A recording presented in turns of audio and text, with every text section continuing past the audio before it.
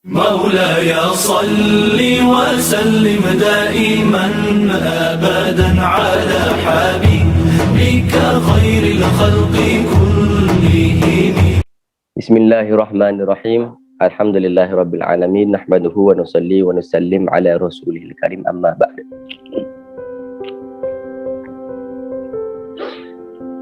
Bismillahirrahmanirrahim. Allah Subhanahu wa taala berfirman di dalam surat Al-Anfal ayat yang kedua, Innamal mu'minuna alladhina idza dzukirallahu wajilat qulubuhum wa idza tuliyat 'alaihim ayatuhu zadatuhum imana wa 'ala rabbihim yatawakkalun. Ayat ni berkenaan dengan apa? Ada yang tahu? Jadi sebab tak tahu, kita kena belajar. InsyaAllah Allah Subhanahu wa ta'ala berfirman, Innamal mu'minuna, sesungguhnya orang-orang yang beriman. Ini Allah Subhanahu wa ta'ala berikan kepada kita. Nak tahu kita beriman ke tak? Tengok ayat ni. Innamal mu'minuna, hanya sebenarnya orang yang beriman. Itu siapa? Allah pun mengatakan allazina, mereka adalah idza dzukirallahu wajilat qulubuhum. Ini pertama orang yang beriman, kalau dzukirallahu wajilat, idza dzukirallah, apabila nama Allah disebutkan, wajilat qulubuhum, maka hati dia ni akan bergetar. Deg.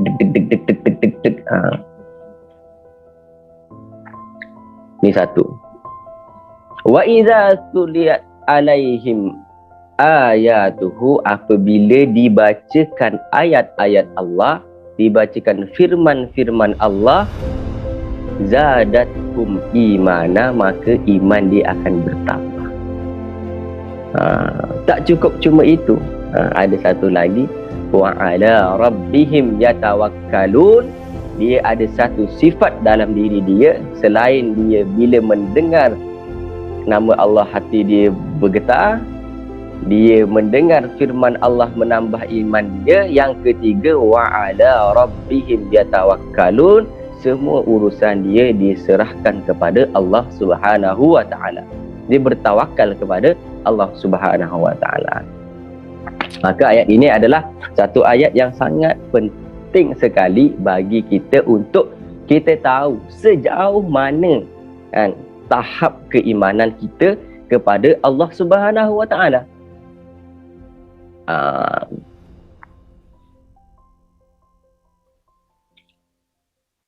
Yang pertama sekali, idza dzukirallahu wajilat qulubuhum.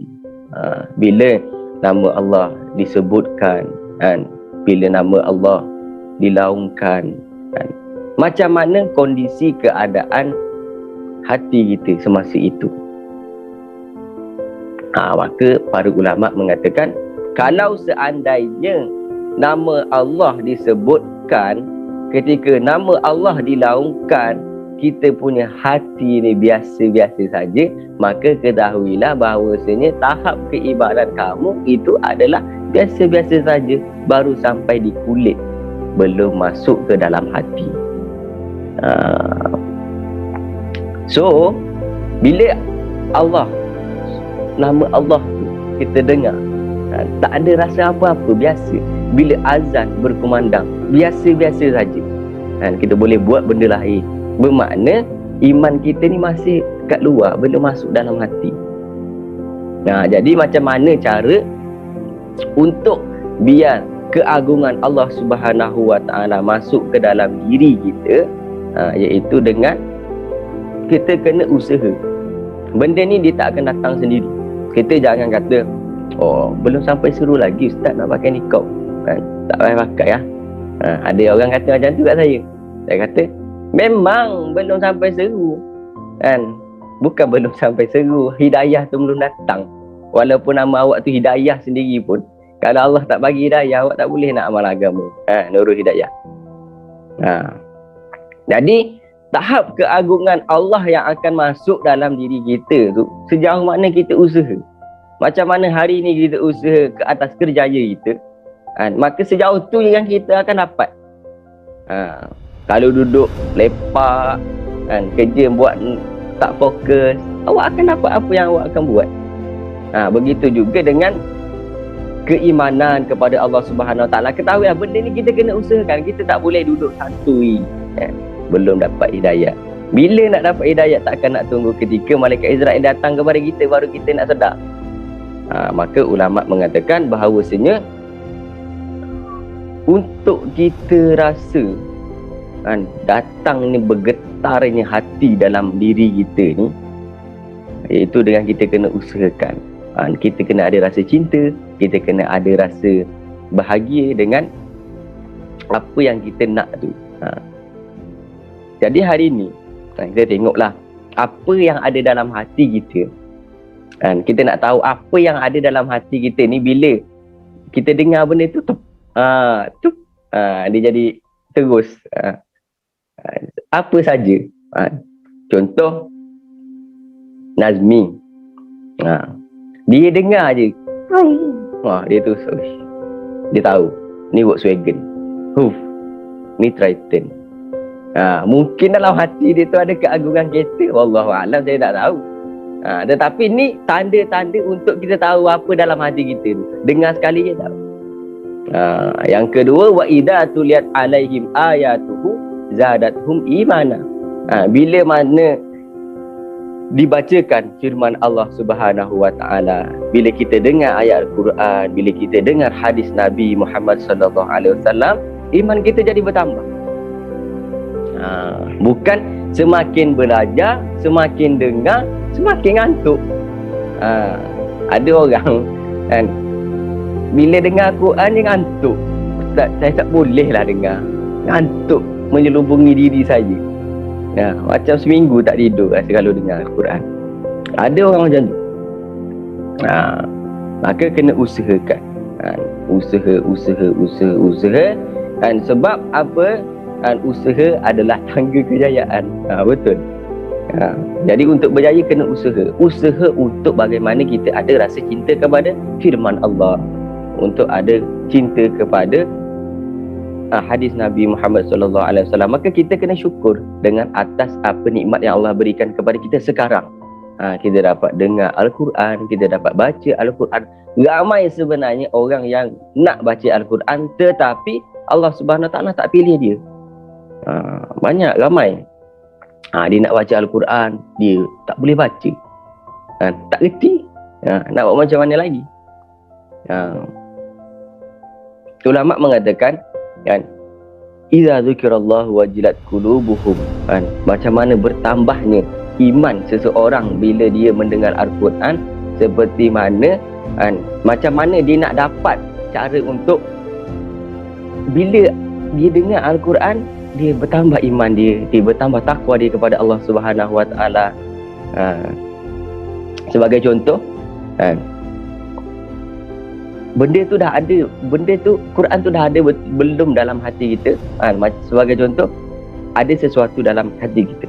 Contoh seorang ni, dia ni suka shopping lah contoh. Sini ramai suka shopping kan.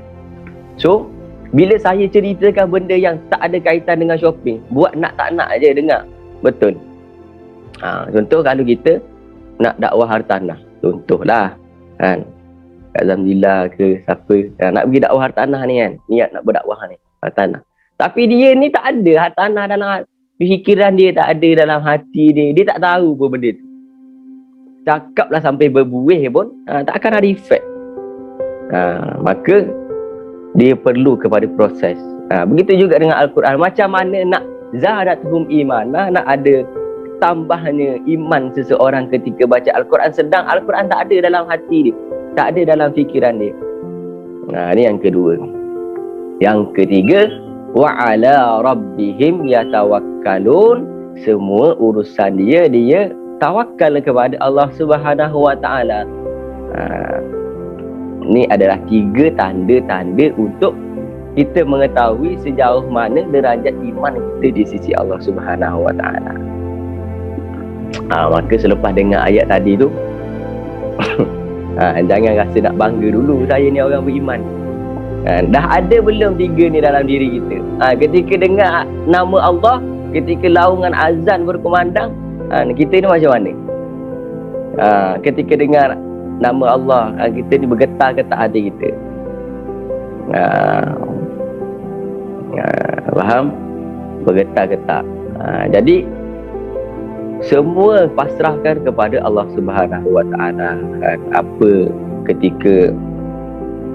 Kenapa para sahabat ketika mendengar nama Allah Subhanahu Wa Taala bergetar, dia punya hati dia, dia terus tinggalkan semua pekerjaan dia seru panggil Allah Subhanahu Wa Taala, sebab ada cinta.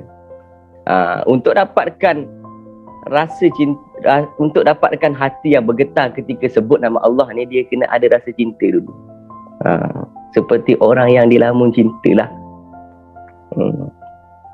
So ulama kata, janganlah kita ni letakkan harapan kepada makhluk. Makhluk ni dia tak akan beri apa-apa. Dia boleh beri harapan palsu saja. Rasa cinta, dia cinta kat seseorang tu, sebut nama dia, bergetar hati. Contoh dia. Mungkin siapa ada kat sini, dia ada seseorang yang dia sayang. Bila sebut nama, rasa lain macam. Faham? Macam tu lah kondisi para sahabat bila sebut nama Allah, bergetar. Dia rasa takut kepada Allah Subhanahu Wa Taala. Bergetar hati dia. Yang kedua, wa idza tuliyat alaihim ayatuhu zadatuhu imana. Dah ada belum dalam diri kita? Yang ketiga, wa ala rabbihim yatawakkalun. Kita dah tawakal belum semua urusan kita kepada Allah Subhanahu Wa Taala? Kalau belum ada 3-3 ni, maka kita jangan besar diri dulu. Jangan kita rasa aku dah orang yang beriman. Kita tengok orang kafir, kita lekehkan dia. Kita tekor ni ahli neraka ni. Waquduhanna suwal hijarah, boleh kata macam tu lah. Kau tahu tak bahan bakar api neraka tu apa? Allah berfirman dalam Al-Quran, waquduhanna suwal hijarah. Bahan bakar api neraka ni adalah batu-batu. Waquduhanna su. Manusia dan batu. Tengok manusia orang kafir, kau ni bahan bakar api neraka je. Tak payah nak sombong sangat lah hidup kat dunia ni. Jangan dulu. Sebab kita pun tahap keimanan kita pun 3 ni pun belum ada dalam diri saya. Maka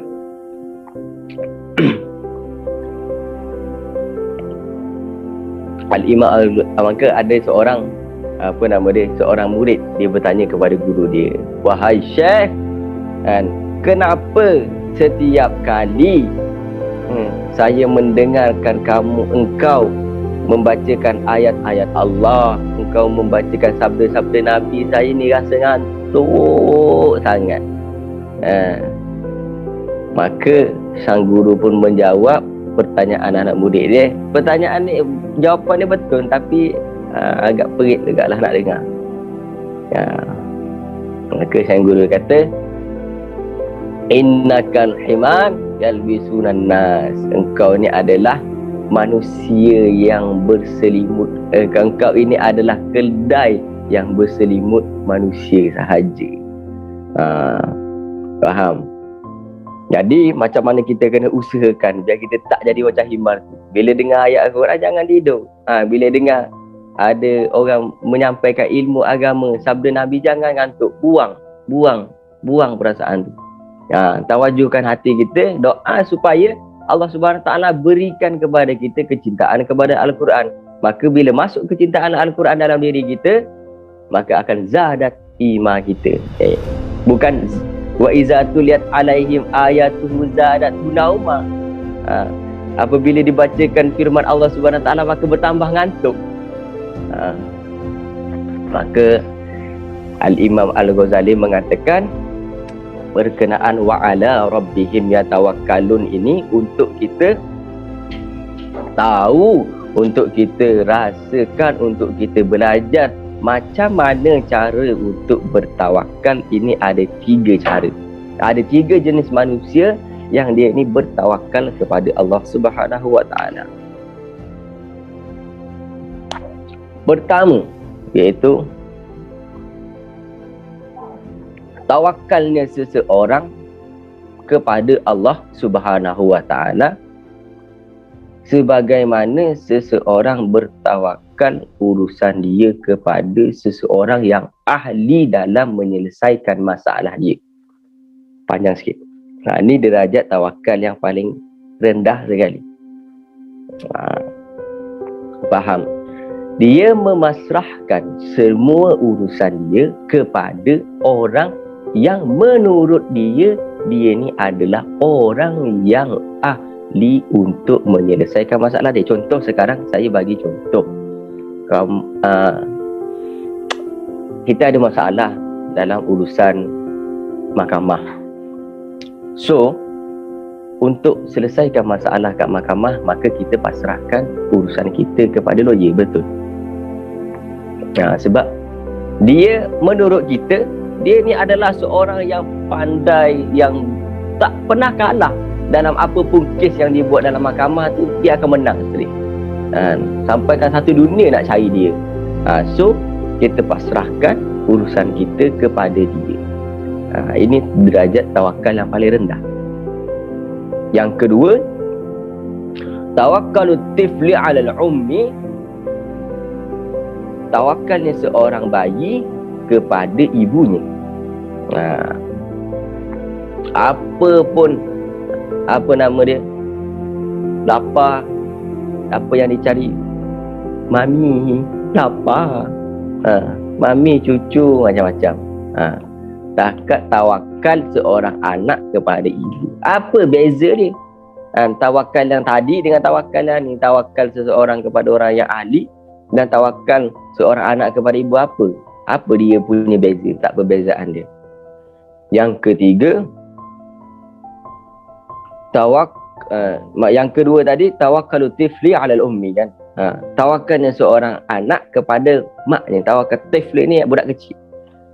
Tawakalnya seorang budak kecil kepada mak dia. Pernah ke kita ni rasa, kan? Masa kita kecil ni kita kata, wah, aku masa kecil aku tawakal, kan? Semua benda aku tawakal, kan? Tak ada. Kat situ beza dia, faham? Saya bagi point. Masa dia kecil, masa kita baby, kita kata, saya masa kecil dulu saya tawakal, kan? Tawakal kepada mak saya, kan? Apa pun mak saya. Kalau yang ketiga, tawakkalul mayyit ala yaddil ghasil. Ini kata Imam Al-Ghazali. Tawakalnya seorang mayat, tawakalnya seorang jenazah terhadap tangan orang yang memandikan dia. Apa beza antara tiga-tiga ni yang menjadikan derajat tawakal tu berbeza-beza? Kalau yang pertama ni adalah tawakalnya seseorang kepada Allah Subhanahu wa taala berdasarkan akal. Faham? Dia berfikir, dia tahu urusan ni adalah urusan saya yang akan menyelesaikan masalah tu dia. So saya pasrahkan kepada dia. Dia masih berakal, dia boleh berfikir lagi. Sebab tu ni derajat yang paling rendah. Dia masih berfikir Allah Subhanahu wa taala yang selesaikan masalah ni, maka aku pasrahkan. Bila dia rasa diri dia ni mampu, dia tak bagi kepada Allah SWT.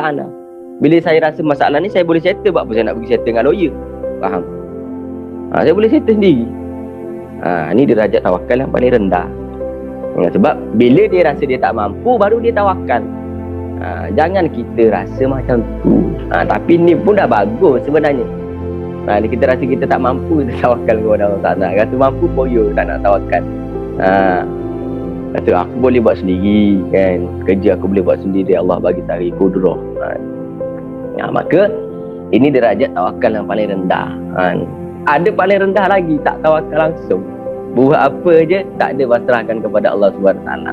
Sedangkan semua perkara ni fi ilmillah, Allah Subhanahu wa taala yang buat semua.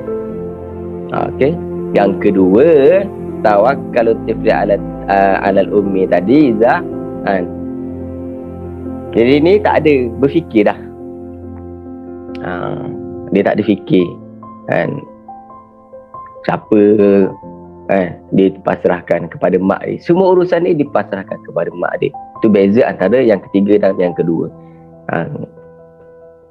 Tetapi yang derajat yang paling tinggi itu adalah contoh tawakkalul mayyit ala yaddil ghasil, tawakalnya seorang mayat, seorang jenazah terhadap tangan yang memandikan dia ketika dia mati. Ni adalah derajat tawakal yang paling tinggi. Sebab apa? Pernah ke tengok jenazah, dia ni pernah komen kepada orang yang mandi dia, "Oi, sakit ah." Dia pernah kata macam tu. Slow-slow sikit lah geli. Ada ke dia komen? Jadi Al-Imam Al-Ghazali mengatakan bahawa ini derajat yang paling tinggi. Apa pun yang datang kepada dia, baik berupa kemanisan ataupun keindahan ataupun kepedihan ataupun kepahitan, dia pasrahkan semua kepada Allah Subhanahu Wa Taala. Sampaikan orang yang ada derajat tawakal macam ni kan, dia sampai tak nak berdoa kepada Allah Subhanahu Wa Taala. Ni bab lain ni bab lain. Ni bab tawakal, bab doa bab lain. Cuma ada orang kan, dia mengatakan bahawasanya dia seorang wali Allah kan, dia tak nak berdoa kan. Tapi di sini saya bagi kad, memang ada ni bab tawakal, bab doa. Kita cerita sekarang babu tawakkuli ala Allah Taala, bab tawakal kepada Allah Subhanahu Taala dalam kitab Ihya Ulumuddin karangan Al-Imam Ghazali. Maka dia kata saya tak nak berdoa. Sebab apa saya tak nak berdoa? Sebab kalau saya berdoa, seakan-akan saya ni tak redha dengan apa yang Allah berikan kepada saya. Ni derajat orang tawakal yang tinggi oleh Allah. Sebab tu kadang tu kita tengok orang gila ni, kita tak boleh kata dia gila sebenarnya. Mungkin dia dah ma'rifatullah ni, dia kenal kepada Allah sampai dia lupa kepada semua. Kalau ada yang pernah dengar, tengok video ada orang gila tapi dia baca Quran lancar, suara sedap. Pernah. Kadang tu kita tak tahu, kadang kita tengok dia gila, tetapi mungkin dia wali Allah. Tapi maksudnya jangan mudah untuk menilai orang secara zahir. Maka dia tak pernah, dia kata kalau saya berdoa, seakan-akan saya ni tak puas hati dengan apa yang Allah takdirkan kepada saya. Ni tinggi betul tahap keimanan dia. Jadi Allah bagi dia hitam, tak apalah. Allah bagi saya hitam, belum tentu hitam tak laku. Hitam itu sedap, kata belik. Jadi apa nama dia? Ini adalah derajat tawakal yang Al-Imam Al-Ghazali ceritakan dalam kitab beliau, untuk kita ni tahu kan macam mana cara untuk kita bertawakal kepada Allah Subhanahu Wa Taala. Bilakah tawakal itu? Maka ada sebuah hadis, seorang sahabat dia datang ke Masjid Nabawi bawa kenderaan dia.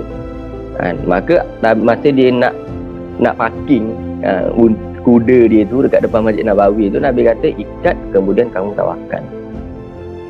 Faham daripada hadis ni, Nabi ajar kepada kita, pertama sebelum kita tawakal, kita kena usaha dulu.